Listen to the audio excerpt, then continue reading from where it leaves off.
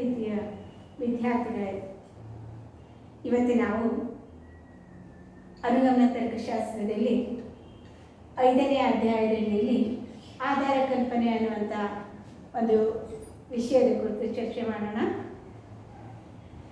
ಈ 5ನೇ ಅಧ್ಯಾಯದಲ್ಲಿ ವೈಜ್ಞಾನಿಕ ವಿಧಾನ ಅಂತನ್ನೋದನ್ನು ಈಗಾಗಲೇ ನಾವು ನೋಡಿದ್ವಿ. ವೈಜ್ಞಾನಿಕ ವಿಧಾನದಲ್ಲಿ ಹಲವು ಹಂತಗಳನ್ನು ನಾವು ನೋಡ್ತೇವೆ. ಅದರಲ್ಲಿ ಆ ವೈಜ್ಞಾನಿಕ ವಿಧಾನದಲ್ಲಿ ಕಂಡುಬರತಕ್ಕಂಥ ಕೆಲವು ಗುಣಲಕ್ಷಣಗಳೇನು ಅಂತಂದರೆ, ವೈಜ್ಞಾನಿಕ ಸಂಶೋಧನೆಯಲ್ಲಿ ಮೊದಲನೇದಾಗಿ ನಾವು ವ್ಯಾಖ್ಯಾನವನ್ನು ನೋಡ್ತೇವೆ. ನಂತರದಲ್ಲಿ ದತ್ತಾಂಶಗಳ ಸಂಗ್ರಹ, ಆಧಾರ ಕಲ್ಪನೆಗಳ ರಚನೆ, ಅವುಗಳಿಂದ ನಾವು ಸಾಮಾನ್ಯೀಕರಣ ಮಾಡುವಂಥದ್ದು ಮತ್ತು ಪರಿಶೀಲನೆ, ಸಾಕ್ಷ್ಯ ಅನ್ನುವಂಥ ಕೆಲವು ವಿಧಾನಗಳನ್ನು ನಾವು ನೋಡಿದ್ವಿ. ಈಗ ಆ ವೈಜ್ಞಾನಿಕ ವಿಧಾನದ ಒಂದು ಹಂತವಾಗಿರ್ತಕ್ಕಂಥ ಆಧಾರ ಕಲ್ಪನೆಯನ್ನು ಕುರಿತು ನೋಡೋಣ. ವಿಜ್ಞಾನ ಮತ್ತು ಅನುಗಮನದ ಕ್ಷೇತ್ರದಲ್ಲಿ ಅತಿ ಮಹತ್ವದ ಸ್ಥಾನ ಈ ಆಧಾರ ಕಲ್ಪನೆಗಿದೆ. ಯಾಕೆ ಅಂದರೆ ಶಾಸ್ತ್ರೀಯ ಅನುಗಮನದ ತನಿಖೆಗಳು ಕೆಲವು ಪೂರ್ವಕಲ್ಪಿತ ಆಧಾರಗಳ ಮೇಲೇ ಪ್ರಾರಂಭವಾಗ್ತವೆ. ಶಾಸ್ತ್ರೀಯ ಅನುಗಮನ ಇರ್ಬೋದು, ಶಾಸ್ತ್ರೀಯ ವಿಧಾನ ಇರ್ಬೋದು, ಪೂರ್ವಕಲ್ಪಿತ ಭಾವನೆಗಳನ್ನು ಇಟ್ಕೊಂಡು ಆ ನಂತರದಲ್ಲಿ ಒಂದು ತೀರ್ಮಾನವನ್ನು ಕಂಡುಹಿಡಿಯಲಾಗ್ತದೆ. ಆ ಒಂದು ಪೂರ್ವಕಲ್ಪಿತ ತತ್ವಗಳು ಅಥವಾ ಆಧಾರಗಳು ಯಾವ್ಯಾವುದು ಅಂತಂದರೆ, ನಿಸರ್ಗದ ಏಕ ಪ್ರಕಾರತೆಯ ನಿಯಮ ಮತ್ತು ಕಾರ್ಯಕಾರಣ ನಿಯಮ ಅಂತ ಅಂದ್ಕೊಂಡು ನಾವು ಹೇಳ್ಬೋದು. ನಿಸರ್ಗ ಏಕ ಪ್ರಕಾರವಾಗಿ ನಡೀತಾ ಇರ್ತದೆ, ನಿರ್ದಿಷ್ಟ ಸನ್ನಿವೇಶದಲ್ಲಿ ನಿರ್ದಿಷ್ಟ ಪರಿಣಾಮವನ್ನು ಉಂಟು ಮಾಡ್ತದೆ ಮತ್ತು ಪ್ರತಿಯೊಂದು ಘಟನೆಗೂ ಒಂದು ಕಾರಣ ಇದ್ದೇ ಇರ್ತದೆ ಅನ್ನುವಂಥ ಈ ಎರಡು ಪೂರ್ವಕಲ್ಪಿತ ಭಾವನೆಗಳನ್ನು ಆಧರಿಸಿನೇ ನಾವು ಶಾಸ್ತ್ರೀಯ ಅನುಗಮನವನ್ನು ಮಾಡ್ತೇವೆ. ಅನುಗಮನದ ಮೂಲಕ ಒಂದು ತೀರ್ಮಾನವನ್ನು ಪಡ್ಕೊಳ್ತೇವೆ. ಶಾಸ್ತ್ರೀಯ ಅನುಗಮನದ ಉದ್ದೇಶ ವಿಷಯದ ಸತ್ಯವನ್ನು ಪ್ರತಿಪಾದನೆ ಮಾಡೋದು. ರೂಪಾತ್ಮಕ ಸತ್ಯದ ಜೊತೆಗೆ ವಿಷಯಾತ್ಮಕ ಸತ್ಯವನ್ನು ಕೂಡ ತೋರಿಸಿಕೊಡುವಂಥದ್ದು. ಅದಕ್ಕೋಸ್ಕರ ಆ ರೂಪಾತ್ಮಕ ಸತ್ಯವನ್ನು ನಾವು ಸಾಧಿಸಿ ತೋರಿಸೋದಕ್ಕಾಗಿ ನಿಸರ್ಗದ ಏಕ ಪ್ರಕಾರತೆಯ ನಿಯಮ ಮತ್ತು ಕಾರ್ಯಕಾರಣ ನಿಯಮವನ್ನು ಅವಲಂಬಿಸಿದೆ. ವಿಷಯಾತ್ಮಕ ಸತ್ಯಕ್ಕಾಗಿ ಅವಲೋಕನ ಮತ್ತು ಪ್ರಯೋಗಗಳನ್ನು ಮಾಡಬೇಕಾಗ್ತದೆ. ಈ ಆಧಾರಗಳನ್ನು ಇಟ್ಟುಕೊಂಡೇ ನಾವು ಒಂದು ತೀರ್ಮಾನವನ್ನು ಪಡ್ಕೊಳ್ಳೋದಕ್ಕೆ ಸಾಧ್ಯವಾಗ್ತದೆ. ಶಾಸ್ತ್ರೀಯ ಅನುಗಮನ ಪ್ರತ್ಯೇಕ ನಿದರ್ಶನಗಳನ್ನು ಅವಲೋಕನ ಮಾಡಿ ಘಟನಾವಳಿಗಳ ಮಧ್ಯೆ ಕಾರ್ಯಕಾರಣ ಸಂಬಂಧವನ್ನು ಶೋಧಿಸುತ್ತದೆ. ಆ ಮೂಲಕ ಸಾರ್ವತ್ರಿಕ ತರ್ಕವಾಕ್ಯವನ್ನು ರೂಪಿಸಲಾಗ್ತದೆ. ಘಟನೆಗಳ ನಡುವೆ ಯಾವುದೋ ಒಂದು ಸಂಬಂಧ ಇದೆ ಅಂತ ಅನ್ನೋದನ್ನು ಪೂರ್ವಭಾವಿಯಾಗಿ ಕಲ್ಪಿಸಿಕೊಂಡ್ರೆ ಮಾತ್ರ ನಾವು ಅವುಗಳ ಬಗ್ಗೆ ತನಿಖೆ ಮಾಡ್ಬೋದು, ಅವುಗಳನ್ನು ಸಿದ್ಧಪಡಿಸ್ಬೋದು, ಸಾಮಾನ್ಯ ತತ್ವವನ್ನಾಗಿ ಸ್ಥಿರೀಕರಿಸ್ಬೋದು. ಪೂರ್ವ ಕಲ್ಪನೆಯೇ ಇಲ್ಲದೆ ನಾವೇನನ್ನೂ ನಿರ್ಣಯ ತೆಗೆದುಕೊಳ್ಳೋದಕ್ಕೆ ಸಾಧ್ಯ ಆಗೋದಿಲ್ಲ. ಆ ಪೂರ್ವ ಕಲ್ಪನೆಗಳ ಆಧಾರದ ಮೇಲೆ, ಅವುಗಳನ್ನು ಅರ್ಥೈಸುವಿಕೆಯ ಮೇಲೆ, ಅವುಗಳ ವಿವರಣೆ ಕೊಡುವುದರ ಮೇಲೆ ನಂತರದಲ್ಲಿ ಮುಂದಿನ ಹಂತವನ್ನು ನಾವು ತಲುಪ್ತೇವೆ. ಅದು ಮೆದುಳಿಗೆ ಸಂಬಂಧಪಟ್ಟಂಥ ಕೆಲಸ. ಒಟ್ಟಿನಲ್ಲಿ ಯಾವುದೇ ಒಂದು ವಿಷಯಕ್ಕೆ ಸಂಬಂಧಪಟ್ಟಂತೆ ತಾತ್ಕಾಲಿಕ ವಿವರಣೆಯ ಆಧಾರದ ಮೇಲೆ ನಾವು ಆಲೋಚನೆ ಮಾಡೋದಕ್ಕೆ ಪ್ರಾರಂಭ ಮಾಡ್ತೇವೆ. ಪ್ರತಿಯೊಂದು ವಿವರಣೆ ಯಾವುದಾದ್ರೂ ಒಂದು ವಿಷಯಕ್ಕೆ ಸಂಬಂಧಪಟ್ಟಂತೆ ಕಾರ್ಯಕಾರಣ ಸಂಬಂಧವನ್ನು ಮೊಟ್ಟ ಮೊದಲಿಗೆ ರೂಪಿಸಿಕೊಡುವಂಥ ಒಂದು ಪದವನ್ನು ನಾವು ಆಧಾರ ಕಲ್ಪನೆ ಅಂತ ಹೇಳ್ಬೋದು. ನಿರ್ದಿಷ್ಟವಾಗಿ ಹೀಗೆ ಇದೆ, ಹೀಗೆ ಇಂಥದ್ದೇ ಅಂತ ಹೇಳೋದಕ್ಕಿಂತ ಪೂರ್ವದಲ್ಲಿ ಹೀಗಿರಬಹುದು ಅಂತ ಅಂದ್ಕೊಂಡು ನಾವೇನು ಊಹೆಯನ್ನು ಮಾಡ್ತೇವೋ ಅದಕ್ಕೆ ನಾವು ಆಧಾರ ಕಲ್ಪನೆ ಅಂತ ಕರೀತೇವೆ. ಆಧಾರ ಕಲ್ಪನೆ, ಊಹಾ ಕಲ್ಪನೆ, ಉಪಕಲ್ಪನೆ, ಈ ರೀತಿ ಬೇರೆ ಬೇರೆ ಪದಗಳಿಂದ ಅದನ್ನು ನಾವು ಕರೀಬೋದು. ಆ ಆಧಾರ ಕಲ್ಪನೆಗೆ ಹಲವು ರೀತಿಯ ವ್ಯಾಖ್ಯಾನಗಳನ್ನು ನೀಡಿದರೆ ಅಂತ ಕೆಲವು ವ್ಯಾಖ್ಯಾನಗಳನ್ನು ಡೆಫಿನೇಷನ್ಗಳನ್ನು ನಾವು ಒಂದೊಂದಾಗಿ ನೋಡ್ತಾ ಹೋಗೋಣ. ಒಂದು ಘಟನೆ ಮತ್ತು ಒಂದು ವಿಷಯಕ್ಕೆ ಸಂಬಂಧಿಸಿದಂತೆ ವಾಸ್ತವಿಕ ಸಾಕ್ಷ್ಯಾಧಾರವಿಲ್ಲದೆ ಅಥವಾ ಅದನ್ನು ವಿವರಿಸಲು ಸಾಕಷ್ಟು ಸಾಕ್ಷ್ಯಾಧಾರವಿಲ್ಲದೆ ಹಂಗಾಮಿಯಾಗಿ ಅಥವಾ ಒಂದು ಪರೀಕ್ಷಾರ್ಥಕ ಸೂತ್ರ ಸಲಹೆಯಾಗಿ ರೂಪಿಸಿಕೊಳ್ಳುವ ಒಂದು ಕಲ್ಪಿತ ವಿಚಾರ ಅಥವಾ ಗ್ರಹಿಕೆಯು ಆಧಾರ ಕಲ್ಪನೆಯಾಗಿದೆ. ಆಧಾರ ಕಲ್ಪನೆಯ ನಿರೂಪಣೆ ನಮ್ಗೇನು ತಿಳಿಸ್ಕೊಡ್ತದೆ ಅಂತಂದ್ರೆ, ಒಂದು ಘಟನೆ ಅಥವಾ ಒಂದು ವಿಷಯಕ್ಕೆ ಸಂಬಂಧಪಟ್ಟಂತೆ ಅದನ್ನು ವಿವರಿಸುವುದಕ್ಕೆ ಸಾಕಷ್ಟು ಸಾಕ್ಷ್ಯಾಧಾರಗಳು ಇಲ್ಲದೇ ಇರುವಂತಹ ಸಂದರ್ಭದಲ್ಲಿ ಹಂಗಾಮಿಯಾಗಿ ಪ್ರಾರಂಭಿಕ ಸಲಹಾ ಸೂತ್ರವಾಗಿ ನಾವು ರೂಪ ಮಾಡಿಕೊಳ್ಳುವಂಥ ಒಂದು ಕಲ್ಪಿತ ವಿಚಾರಕ್ಕೆ ಆಧಾರ ಕಲ್ಪನೆ ಅಂತ ಹೇಳ್ಬೋದು. ಯಾವುದೇ ಒಂದು ಸಂಶೋಧನೆ ಮಾಡುವ ಪೂರ್ವದಲ್ಲಿ ತಾತ್ಕಾಲಿಕವಾಗಿ ಇಂತಹ ಒಂದು ಆಧಾರ ಕಲ್ಪನೆಯನ್ನು ರಚನೆ ಮಾಡಿಕೊಂಡು ಅದರ ಸಹಾಯದಿಂದ ನಾವು ಮುನ್ನಡೆಯಬೇಕಾಗ್ತದೆ. ಇಂಥ ಆಧಾರ ಕಲ್ಪನೆ ಅನುಗಮನದ ಸ್ಥಿರೀಕರಣದಲ್ಲಿ ಮತ್ತು ಶಾಸ್ತ್ರೀಯ ವಿಧಾನದಲ್ಲಿ ಬಹುಮುಖ್ಯವಾದಂತಹ ಪಾತ್ರ ವಹಿಸ್ತದೆ ಅಂತ ಅಂದ್ಕೊಂಡು ನಾವು ಹೇಳ್ಬೋದು. ಅಂತ ಆಧಾರ ಕಲ್ಪನೆಯ ಕುರಿತಾಗಿ ಪಿ ಕಾಪೆ ಅನ್ನುವಂಥವನೇನು ಹೇಳ್ತಾನೆ ಅಂದರೆ, ಆಧಾರ ಕಲ್ಪನೆಯು ಸ್ಪಷ್ಟೀಕರಣ ನೀಡುವ ಅಥವಾ ವಿವರಣೆಯನ್ನು ನೀಡುವ ಒಂದು ಪ್ರಯತ್ನವಾಗಿದೆ. ಆಧಾರ ಕಲ್ಪನೆಯು ಒಂದು ಘಟನೆ ಅಥವಾ ಸಂಗತಿಯನ್ನು ಕುರಿತು ಸ್ಪಷ್ಟೀಕರಣ ನೀಡುವ ಅಥವಾ ವಿವರಣೆಯನ್ನು ನೀಡುವ ಒಂದು ಪ್ರಯತ್ನ. ಒಂದು ನಿರ್ದಿಷ್ಟ ಘಟನೆ ಅಥವಾ ಇಂದ್ರಿಯ ಗೋಚರ ವಿಷಯವನ್ನು ಶಾಸ್ತ್ರೀಯವಾಗಿ ವಿವರಿಸಲು ರೂಪಿಸಿಕೊಂಡ ಒಂದು ತಾತ್ಕಾಲಿಕ ಗ್ರಹಿಕೆ ಅಥವಾ ಸಾಕ್ಷ್ಯಾಧಾರವಿಲ್ಲದ ನಂಬಿಕೆಯಾಗಿದೆ. ಅವರ ಪ್ರಕಾರ ಒಂದು ಯಾವುದೇ ನಿರ್ದಿಷ್ಟವಾದಂಥ ಘಟನೆಯನ್ನು ವಿವರಿಸುವುದಕ್ಕೋಸ್ಕರ ನಮಗೆ ಇಂದ್ರಿಯ ಗೋಚರವಾಗುವಂಥ ನಮ್ಮ ಈ ಕಣ್ಣಿಗೆ ಕಾಣ್ತಕ್ಕಂಥ ಯಾವುದೇ ಒಂದು ವಿಷಯವನ್ನು ಶಾಸ್ತ್ರೀಯವಾಗಿ ವಿವರಿಸೋದಕ್ಕೋಸ್ಕರ ನಾವು ರಚನೆ ಮಾಡಿಕೊಂಡಿರುವಂಥ ತಾತ್ಕಾಲಿಕ ಗ್ರಹಿಕೆ, ಅದಕ್ಕೆ ಯಾವುದೇ ಸಾಕ್ಷ್ಯಾಧಾರಗಳಿಲ್ಲ. ಕೊನೆಯಲ್ಲಿ ಸಾಕ್ಷ್ಯಾಧಾರಗಳನ್ನು ಒದಗಿಸಿದಾಗ ಅದು ಒಂದು ಸೂತ್ರ ಅಂತ ಅನ್ನಿಸ್ಕೊಳ್ತು. ಆ ರೀತಿ ತಾತ್ಕಾಲಿಕವಾದಂಥ ಗ್ರಹಿಕೆ, ಸಾಕ್ಷ್ಯಾಧಾರವಿಲ್ಲದಂಥ ಒಂದು ನಂಬಿಕೆಯನ್ನು ನಾವು ಆಧಾರ ಕಲ್ಪನೆ ಅಂತ ಕರೀತೇವೆ ಎಂದು ಪಿ ಕಾಪೆ ಅನ್ನುವಂಥ ತರ್ಕಶಾಸ್ತ್ರಜ್ಞರು ಹೇಳ್ತಾರೆ. ಇನ್ನು ಪೌಲರ್ ಅನ್ನುವಂಥವನು ಆಧಾರ ಕಲ್ಪನೆಯ ಕುರಿತಾಗಿ ಏನು ಹೇಳ್ತಾನೆ ನೋಡೋಣ.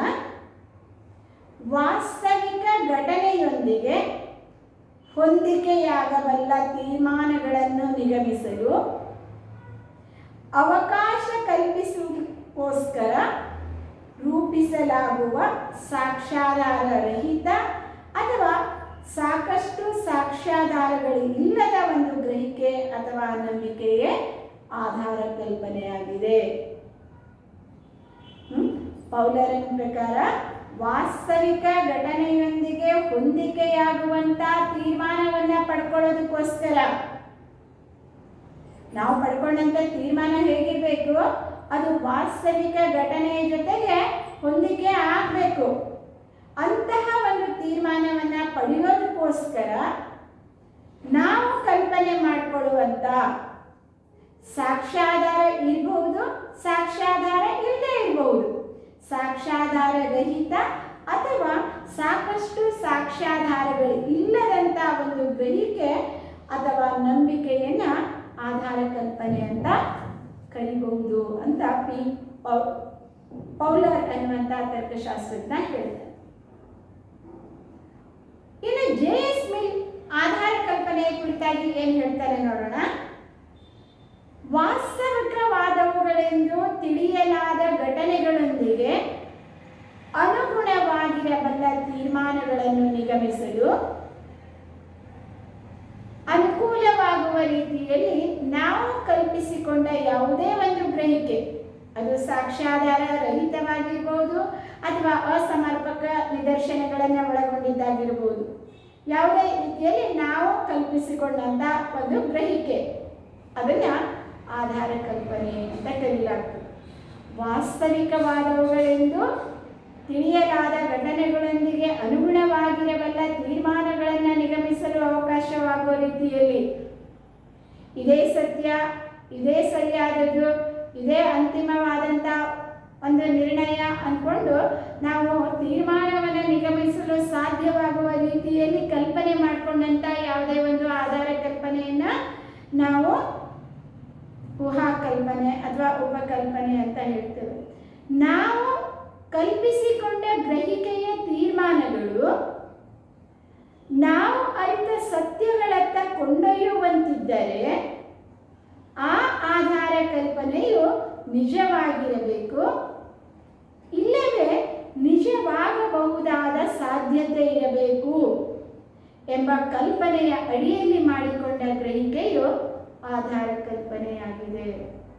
ಅದು ಆ ಒಂದು ಆಧಾರ ಕಲ್ಪನೆ ಎಂಥ ಒಂದು ಗ್ರಹಿಕೆ ಅಂದರೆ, ನಾವೇನು ಶೋಧನೆ ಮಾಡ್ತೇವೋ ಅದು ಇದಕ್ಕನುಗುಣವಾಗಿದೆ, ಅದು ಸತ್ಯವಾಗಿದೆ, ಅದು ನಿಜವಾಗಿದೆ ಅಂತ ಅಂದ್ಕೊಂಡು ನಾವು ಅದನ್ನು ತಿಳ್ಕೊಂಡಿರಬೇಕು. ಯಾವುದನ್ನ ನಾವೇ ನಂಬೋದಿಲ್ವೋ ಅಂಥದ್ದು ಇರಬಹುದು ಅಂತ ಹೇಳೋದಕ್ಕೂ ಆಗೋದಿಲ್ಲ. ಮೊದಲು ನಮಗೆ ಅದ್ರ ಮೇಲೆ ನಂಬಿಕೆ ಇರಬೇಕು. ಆ ನಂತರದಲ್ಲಿ ತನಿಖೆ ಮಾಡಿ ಶೋಧನೆ ಮಾಡಿದಾಗ ಅಂಥ ಒಂದು ಫಲಿತಾಂಶ ಪಡೆಯುವ ಸಾಧ್ಯತೆ ಇರಬೇಕು. ನಾವು ಕಲ್ಪಿಸಿಕೊಂಡ ಗ್ರಹಿಕೆಯ ತೀರ್ಮಾನಗಳು ನಾವು ಅರಿತ ಸತ್ಯಗಳತ್ತ ಕೊಂಡೊಯ್ಯುವಂತಿದ್ದರೆ ಆ ಆಧಾರ ಕಲ್ಪನೆಯು ನಿಜವಾಗಿರಬೇಕು, ಅದು ನಿಜ ಆಗಿರಬೇಕು, ಅಥವಾ ನಿಜ ಆಗುವಂಥ ಸಾಧ್ಯತೆಗಳು ಇರಬೇಕು ಅನ್ನುವಂಥ ಕಲ್ಪನೆಯ ಅಡಿಯಲ್ಲಿ ನಾವು ಮಾಡಿಕೊಂಡಂಥ ಗ್ರಹಿಕೆ ಏನಿದೆಯೋ ಅದನ್ನು ನಾವು ಆಧಾರ ಕಲ್ಪನೆ ಅಂತ ಕರಿತೇವೆ. ಇದು JS ಮಿಲ್ಲನ ಆಧಾರ ಕಲ್ಪನೆಯ ಕುರಿತು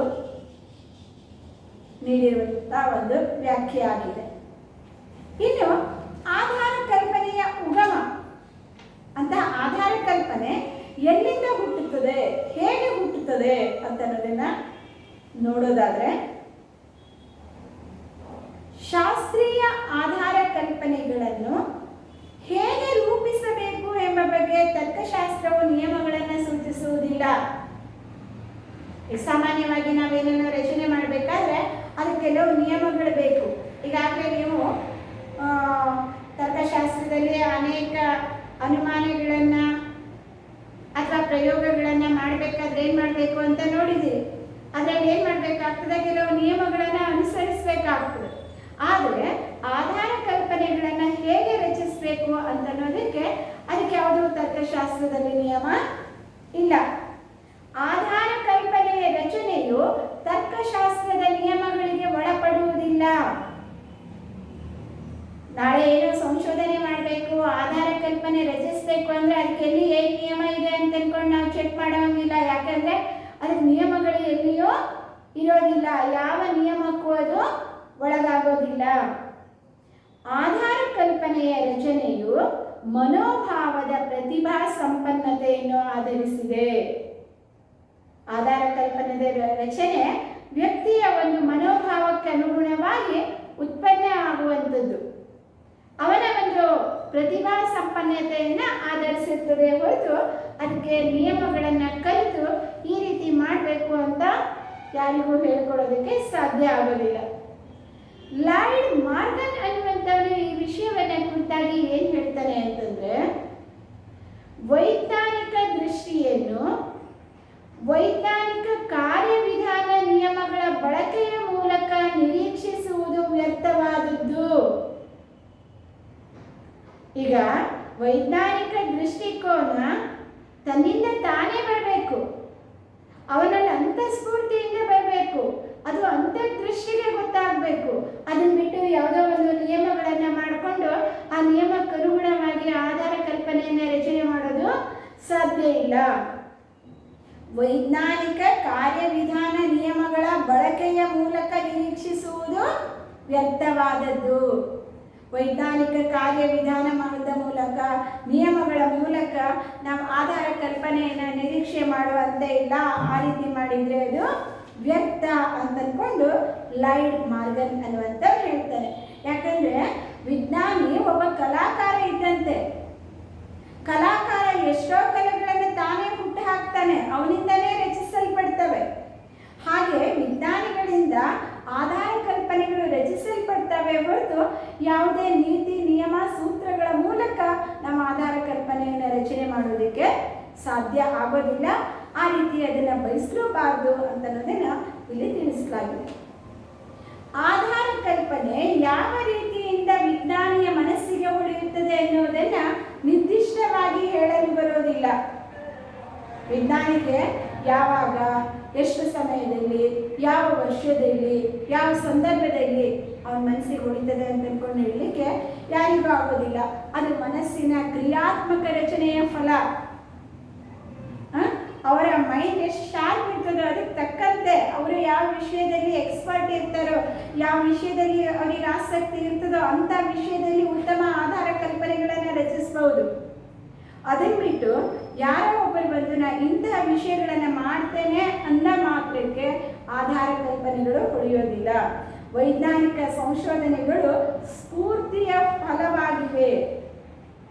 ಅದು ತನ್ನಿಂದಾನೇ ಸ್ಫೂರ್ತಿ ಬರಬೇಕು. ಮೇಧಾವಿತನದೊಂದಿಗೆ ಕಾಲ್ಪನಿಕ ಅಂತರ್ದೃಷ್ಟಿಯುಳ್ಳ ವಿಜ್ಞಾನಿ ಮಾತ್ರ ಆಧಾರ ಕಲ್ಪನೆಗಳನ್ನು ರಚಿಸಬಲ್ಲ. ನಾನು ವಿಜ್ಞಾನಿ ಆಗ್ತೀನಿ ಅಂತ ಕೂತ್ಕೊಂಡ್ರೆ, ಅಥವಾ ಯಾರಾದರೂ ಇವನನ್ನ ವಿಜ್ಞಾನಿ ಮಾಡಬೇಕು ಅಂತ ಬಯಸಿದ್ರು ಅನ್ನೋ ಮಾತ್ರಕ್ಕೆ ವಿಜ್ಞಾನಿ ಆಗೋದಿಲ್ಲ. ಮೇಧಾವಿತನದೊಂದಿಗೆ ಕಾಲ್ಪನಿಕ ಅಂತರ್ದೃಷ್ಟಿ ಉಳ್ಳಂತ ವಿಜ್ಞಾನಿ ಮಾತ್ರ ಆಧಾರ ಕಲ್ಪನೆಗಳನ್ನು ರಚಿಸೋದಕ್ಕೆ ಸಾಧ್ಯವಾಗ್ತದೆ. ಈಗ ನಾವು ವಿಜ್ಞಾನದಲ್ಲಿ ಅನೇಕ ಸಂಶೋಧನೆ ಮಾಡಿರುವಂತಹ ತತ್ವಗಳನ್ನು ಹಿಡಿದಿರ್ತಕ್ಕಂಥ ವಿಜ್ಞಾನಿಗಳನ್ನು ನೋಡ್ತೇವೆ. ಯಾರು ಕೂಡ ಇದನ್ನ ಮಾಡಬೇಕು, ಇಂಥವರೇ ಇದನ್ನ ಮಾಡ್ತಾರೆ, ಇಂಥವ್ರು ಇಂಥ ಸಂಶೋಧನೆ ಮಾಡ್ತಾರೆ ಅಂತ ಹೇಳೋದಕ್ಕೆ ಯಾವ ಆಧಾರನೂ ಇಲ್ಲ. ನೆಲಕ್ಕುರುಳಿದ ಸೇಬು ಹಣ್ಣಿನ ನಿದರ್ಶನವನ್ನಾಧರಿಸಿ ಸರ್ ಐಸಾಕ್ ನ್ಯೂಟನ್ ಗುರುತ್ವಾಕರ್ಷಣ ನಿಯಮವನ್ನು ಕಂಡುಹಿಡಿದನು. ಗುರುತ್ವಾಕರ್ಷಣ ನಿಯಮವನ್ನು ಕಂಡುಹಿಡಿದಂತಹ ಸರ್ ಐಸಾಕ್ ನ್ಯೂಟನ್ ಮರದ ಮೇಲಿನಿಂದ ಸೇಬು ಹಣ್ಣು ಕೆಳಗೆ ಬಿದ್ದಿದ್ದನ್ನು ನೋಡಿ ಅಂತಹ ಒಂದು ಗುರುತ್ವಾಕರ್ಷಣ ಶಕ್ತಿ ಇರೋದನ್ನ ಕಂಡುಹಿಡಿದು ಆ ತತ್ವವನ್ನು ಎಕ್ಸ್ಪ್ಲೇನ್ ಮಾಡ್ತಾರೆ. ಉಗಿ ಎಂಜಿನಿನ ತತ್ವವನ್ನು ಜೇಮ್ಸ್ ವಾಟ್ ಕುದಿಯುವ ನೀರಿನ ಪಾತ್ರೆಯ ಮೇಲಿನ ಮುಚ್ಚಳಿಕೆಯ ನರ್ತನದಲ್ಲಿ ಕಂಡುಹಿಡಿದನು. ಉಗಿ ಬಂಡಿ ಎಲ್ಲ ಓಡ್ತಾವಲ್ಲ, ರೈಲು ಉಗಿಯ ಮೇಲೆ ಹೋಗ್ತಾ ಇರೋದನ್ನ ನಾವು ಅನೇಕ ವರ್ಷಗಳವರೆಗೆ ನೋಡಿದ್ವಿ. ಅಂತ ಆ ಒಂದು ಉಗಿಯ ಮೂಲಕ ಶಕ್ತಿಯನ್ನ ಉತ್ಪನ್ನ ಮಾಡಿ ಅವುಗಳನ್ನು ಬೇರೆ ಬೇರೆ ಕಾರ್ಯಗಳಿಗೆ ಉಪಯೋಗ ಮಾಡಬಹುದು ಅನ್ನುವಂಥ ತತ್ವವನ್ನು ಜೇಮ್ಸ್ ವಾಟ್ ಕಂಡುಹಿಡಿದ. ಇದು ನಿರ್ದಿಷ್ಟವಾಗಿ ಇವರೇ ಮಾಡಬೇಕು, ಹೀಗೆ ಆದರೆ ಬರ್ತದೆ ಅಂತ ಅಂದ್ಕೊಂಡು ಹೇಳಲಿಕ್ಕೆ ಬರೋದಿಲ್ಲ. ಹಾಗೆಯೇ ನಾವು ಬೇರೆ ಬೇರೆ ವಿಜ್ಞಾನಿಗಳ ಚರಿತ್ರೆಯನ್ನು ನೋಡಿದಾಗ ನಮ್ಗೆ ಗೊತ್ತಾಗ್ತದೆ, ಬೇರೆ ಬೇರೆಯವರು ಬೇರೆ ಬೇರೆ ತತ್ವವನ್ನು ಕಂಡುಹಿಡಿದಿದ್ದಾರೆ. ಚಾರ್ಲ್ಸ್ ಡಾರ್ವಿನ್ನರು ವಿಕಾಸವಾದದ ತತ್ವವನ್ನು ಪಳೆಯುಳಿಕೆಗಳಲ್ಲಿ, ಸಸ್ಯಗಳಲ್ಲಿ ಕಂಡುಕೊಂಡರು. ಸಂಕ್ಷಿಪ್ತವಾಗಿ ಹೇಳೋದಾದರೆ ಆಧಾರ ಕಲ್ಪನೆಯ ನಿರೂಪಣೆ ಪ್ರತಿಭಾ ಸಂಪನ್ನತೆ, ಕಲ್ಪನಾ ಶಕ್ತಿ, ಸೂಕ್ಷ್ಮ ಪರಿಜ್ಞಾನ ಮತ್ತು ಜ್ಞಾನವನ್ನು ಅವಲಂಬಿಸಿರುತ್ತದೆಯೇ ಹೊರತು ನಿಯಮಾವಳಿಗಳನ್ನಲ್ಲ, ಅನುಸರಣೆಗಳನ್ನಲ್ಲ. ನಾವು ಇಂತಹ ಒಂದು ಆಧಾರ ಕಲ್ಪನೆಯ ಉಗಮ ಹೇಗೆ ಉಂಟಾಗ್ತದೆ ಅಂತ ಅಂದ್ಕೊಂಡು ನಾವು ನೋಡೋದಾದರೆ, ಅದು ಆ ವಿಜ್ಞಾನಿ ಅಥವಾ ಅದನ್ನು ಕಂಡು ಹಿಡಿದ ಮೇಲೆ ಅವನು ವಿಜ್ಞಾನಿ ಅನ್ನಿಸ್ಕೊಳ್ತಾನೆ. ಅದಕ್ಕಿಂತ ಪೂರ್ವದಲ್ಲಿ ಯಾರು ಪ್ರಯತ್ನ ಮಾಡ್ತಾ ಇರ್ತಾರೋ ಅಂತಹ ಒಂದು ಸಾಧಕನ ಪ್ರತಿಭಾ ಸಂಪನ್ನತೆ, ಅವನಲ್ಲಿರುವಂಥ ಕಲ್ಪನಾ ಶಕ್ತಿ, ಅವನಲ್ಲಿರುವಂತಹ ಸೂಕ್ಷ್ಮವಾದಂಥ ಪರಿಜ್ಞಾನಗಳು ಮತ್ತು ಜ್ಞಾನವನ್ನು ಅವಲಂಬಿಸಿರುತ್ತದೆಯೇ ಹೊರತು ಮತ್ತು ಯಾವುದೇ ನೀತಿ ನಿಯಮಗಳನ್ನು ತಿಳ್ಕೊಂಡಿರೋದಾಗಲಿ ಅದನ್ನು ಅನುಸರಿಸೋದ್ರಿಂದಾಗಲಿ ಇಂತಹ ಆಧಾರ ಕಲ್ಪನೆ ರಚನೆ ಸಾಧ್ಯ ಆಗೋದಿಲ್ಲ ಅಂತನ್ನೋದನ್ನು ನಾವು ನೋಡ್ತೀವಿ. ಅದರಿಂದ ಆಧಾರ ಕಲ್ಪನೆ, ಉತ್ತಮ ಆಧಾರ ಕಲ್ಪನೆ ರಚನೆಗೆ ಆ ವಿಜ್ಞಾನಿಯ ಸೂಕ್ಷ್ಮ ಪರಿಜ್ಞಾನ, ಮೇಧಾವಿತನ, ಇಂತಹ ಅಂಶಗಳು ಪೂರಕವಾಗಿರ್ತವೆ ಅಂತ ಹೇಳ್ಬೋದು.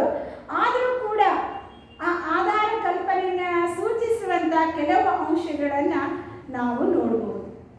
ಅಂತಹ ಆಧಾರ ಕಲ್ಪನೆಗಳನ್ನು ಸೂಚಿಸುವಂಥ ಮುಖ್ಯವಾದ ಕೆಲವು ಅಂಶಗಳು ಏನು ಅಂದರೆ, ಒಂದು ಸರಳ ಎಣಿಕೆಯ ಅನುಗಮನ, ಎರಡನೇದು ಪೂರ್ಣ ವ್ಯಾಪಕ ತರ್ಕವಾಕ್ಯಗಳ ಪರಿವರ್ತನೆ, ಮೂರನೇದು ಸಾದೃಶ್ಯಾನುಮಾನ. ಈ ಮೂರು ವಿಧಾನಗಳ ಮೂಲಕ ಕೆಲವು ಆಧಾರ ಕಲ್ಪನೆಗಳನ್ನು ನಾವು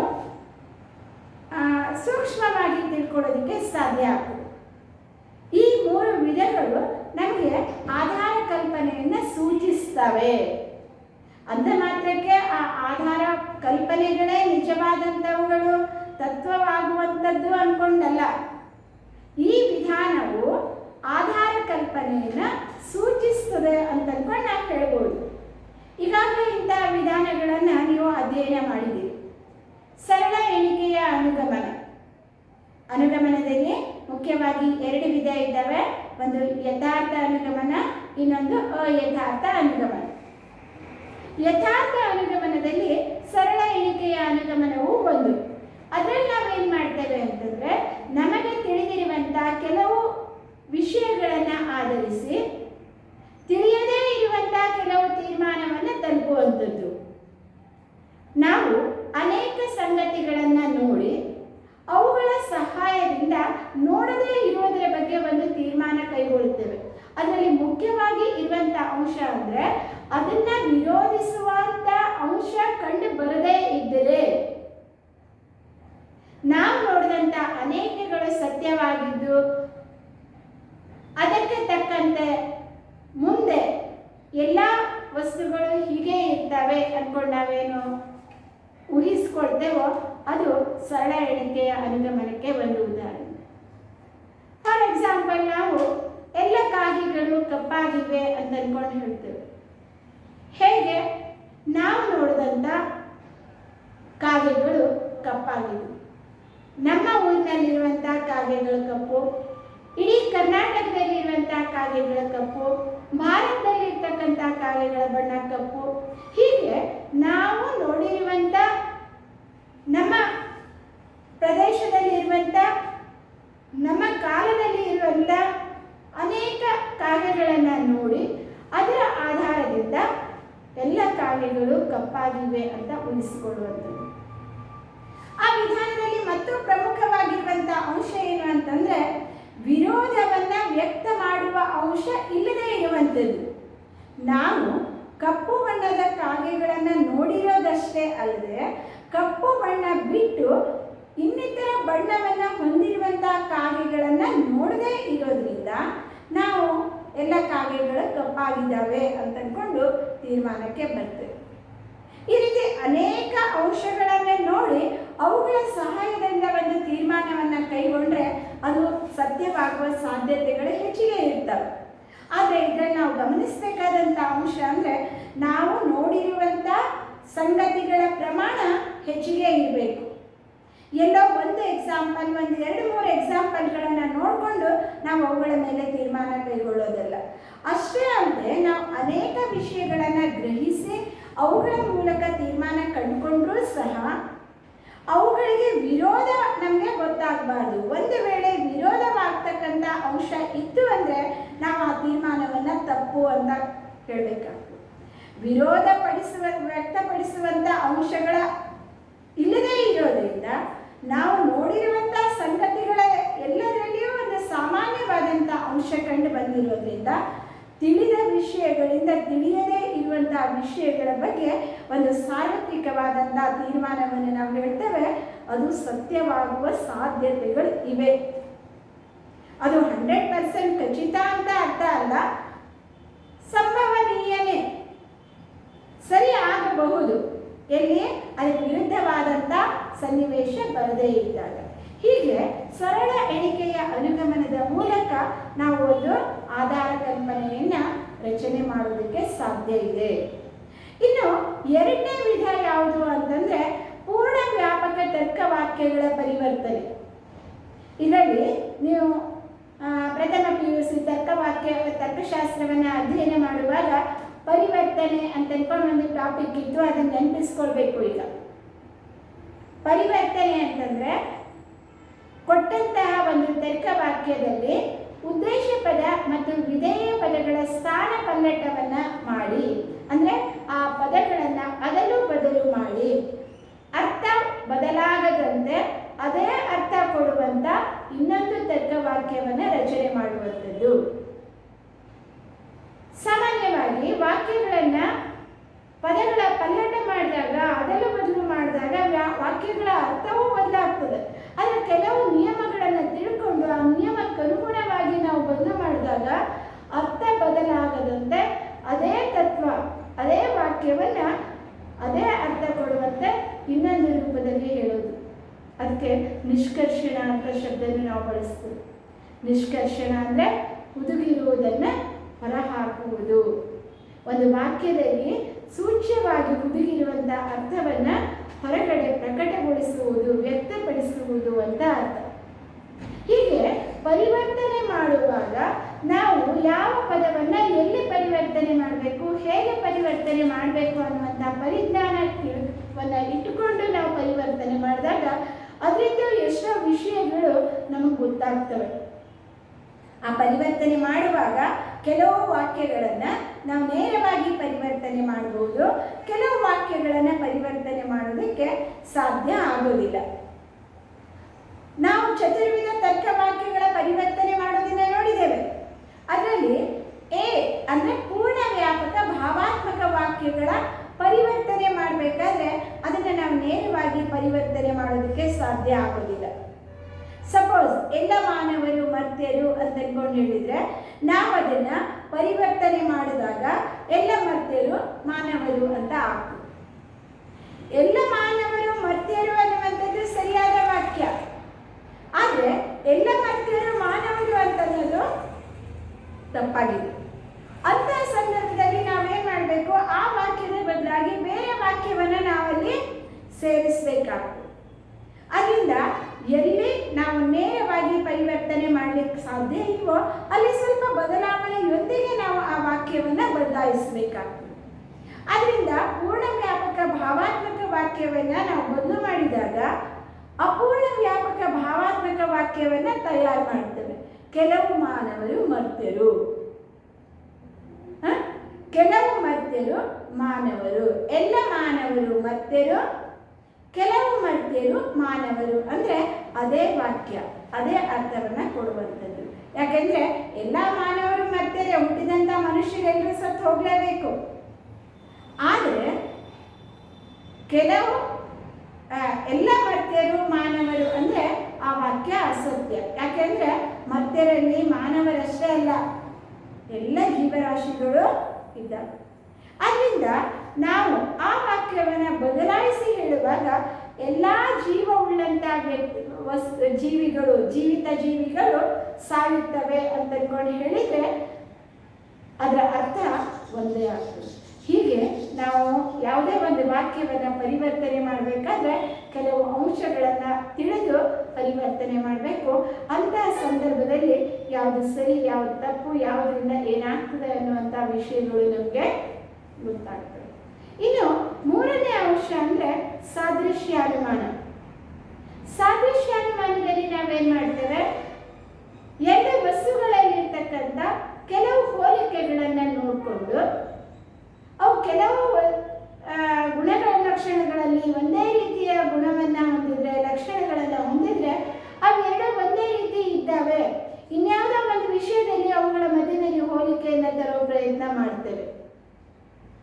ಉದಾಹರಣೆಗೆ ಈಗ ಭೂಮಿ ಮತ್ತು ಮಂಗಳ ಗ್ರಹವನ್ನು ತೆಗೆದುಕೊಂಡಾಗ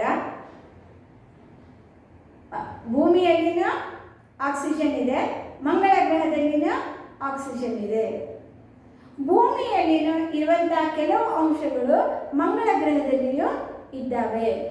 ಭೂಮಿಯೂ ಸೂರ್ಯನ ಸುತ್ತ ಸುತ್ತದೆ, ಮಂಗಳ ಗ್ರಹವು ಸೂರ್ಯನ ಸುತ್ತ ಸುತ್ತುತ್ತಾ ಇರ್ತದೆ. ಈ ರೀತಿ ಕೆಲವು ಲಕ್ಷಣಗಳನ್ನು ನೋಡಿಕೊಂಡು ಭೂಮಿಯ ಮೇಲೆ ಹೇಗೆ ಮನುಷ್ಯರು ವಾಸ ಮಾಡ್ತಾ ಇದ್ದಾರೋ ಅದೇ ರೀತಿ ಮಂಗಳನಲ್ಲಿಯೂ ಮುಂದೆ ಒಂದು ಕಾಲದಲ್ಲಿ ಮಾನವರು ವಾಸ ಮಾಡುವ ಸಾಧ್ಯತೆ ಇದೆ ಅನ್ನುವಂಥ ಒಂದು ಕಲ್ಪನೆಯನ್ನು ಅನೇಕ ವಿಜ್ಞಾನಿಗಳು ಮಾಡ್ತಾರೆ. ಅಂದರೆ ಆ ಎರಡು ಅಂಶಗಳಲ್ಲಿ ಇರುವಂಥ ಅನೇಕ ಸಾಮಾನ್ಯವಾದಂಥ ಗುಣಲಕ್ಷಣಗಳನ್ನು ಆಧರಿಸಿ ಅವುಗಳಲ್ಲಿ ಇನ್ನುಳಿದಂಥ ಒಂದು ಗುಣಗಳಲ್ಲಿಯೂ ಸಾಮಾನ್ಯತನ ಇದೆ, ಅದನ್ನು ಸಾಮಾನ್ಯೀಕರಣಗೊಳಿಸ್ಬೋದು, ಅದರಲ್ಲಿಯೂ ಕೂಡ ಹೋಲಿಕೆ ಇರ್ತದೆ, ಅದೇ ಇದರಂತೆ ಅದು ಇದೆ ಅಂತಂದ್ಕೊಂಡು ಊಹೆ ಮಾಡಿಕೊಳ್ಳುವಂಥ ಒಂದು ವಿಧಾನ ಸಾದೃಶ್ಯಾನುಮಾನ. ಇಂಥ ಒಂದು ಸಾದೃಶ್ಯಾನುಮಾನದ ಮೂಲಕವೂ ಕೂಡ ನಾವು ಅನೇಕ ಆಧಾರ ಕಲ್ಪನೆಗಳನ್ನು ರಚಿಸ್ಬೋದು. ಒಂದರಲ್ಲಿರುವಂಥ ಒಂದು ಗುಣ ಇನ್ನೊಂದರಲ್ಲಿನೂ ಇದೆ ಅಂತಂದ್ಕೊಂಡು ನಾವು ಸಾದೃಶ್ಯಾನುಮಾನದ ಮೂಲಕ ಕಂಡುಕೊಳ್ತೀವಿ. ಹೀಗೆ ಸರಳ ಎಣಿಕೆಯ ಅನುಗಮನ, ಪೂರ್ಣ ವ್ಯಾಪಕ ತರ್ಕವಾಕ್ಯಗಳ ಒಂದು ಪರಿವರ್ತನೆ ಮತ್ತು ಸಾದೃಶ್ಯಾನುಮಾನ ಇವುಗಳ ಮೂಲಕ ನಾವು ಈ ಆಧಾರ ಕಲ್ಪನೆಯನ್ನು ರಚನೆ ಮಾಡುವಂಥ ಸಾಧ್ಯತೆಗಳು ಇವೆ. ಇವು ನಮಗೆ ಆಧಾರ ಕಲ್ಪನೆಯನ್ನು ರಚನೆ ಮಾಡೋದಕ್ಕೆ ಅನುಕೂಲ ಮಾಡಿಕೊಡ್ತವೆ, ಅಂಥ ಒಂದು ಜ್ಞಾನವನ್ನು ನೀಡ್ತವೆ ಅಂತಂದ್ಕೊಂಡು ಹೇಳ್ಬೋದು. ಇದು ಸಹಕಾರಿಯಾದಂಥ ಅಂಶ ಅಷ್ಟೇ, ಅದರ ಮೂಲಕನೇ ಆಧಾರ ಕಲ್ಪನೆ ರಚನೆ ಮಾಡೋದಕ್ಕೆ ಸಾಧ್ಯ ಆಗ್ತದೆ ಅಂತಲ್ಲ. ಆಧಾರ ಕಲ್ಪನೆಯನ್ನು ಊಹಿಸೋದಕ್ಕೆ ಕೆಲವು ಪೂರಕವಾಗಿರ್ತಕ್ಕಂಥ ಅಂಶಗಳು ಅಂತಂದ್ಕೊಂಡು ಹೇಳ್ಬೋದೇ ಹೊರತು ಅದರಿಂದನೇ ಆಧಾರ ಕಲ್ಪನೆಗಳ ರಚನೆ ಸಾಧ್ಯತೆ ಇಲ್ಲ. ಅದು ವಿಜ್ಞಾನಿಯ ಒಂದು ಮೇಧಾವಿತನ, ಅವನಲ್ಲಿರುವಂಥ ಕುಶಲತೆ, ಅವನಲ್ಲಿರ್ತಕ್ಕಂಥ ಒಂದು ಸೂಕ್ಷ್ಮ ಪರಿಜ್ಞಾನ, ವಿವರವಾದಂಥ ಜ್ಞಾನ ಇವುಗಳನ್ನು ಅವಲಂಬಿಸಿರ್ತದೆ ಹೊರತು ಆಧಾರ ಕಲ್ಪನೆಯನ್ನು ನಾವು ಯಾವುದೇ ನೀತಿ ನಿಯಮಗಳ ಮೂಲಕ ಕಂಡುಕೊಳ್ಳೋದಕ್ಕೆ ಸಾಧ್ಯ ಆಗೋದಿಲ್ಲ. ಇಂಥ ಒಂದು ಆಧಾರ ಕಲ್ಪನೆಯ ರಚನೆ ಮತ್ತು ಅವುಗಳ ಒಂದು ಕಾರ್ಯಾಚರಣೆ, ಅವುಗಳ ವಿಧಗಳು, ಅವುಗಳ ಒಂದು ಸಮಂಜಸತೆ ಇಂಥವುಗಳನ್ನು ಮುಂದಿನ ತರಗತಿಯಲ್ಲಿ ನೋಡೋಣ.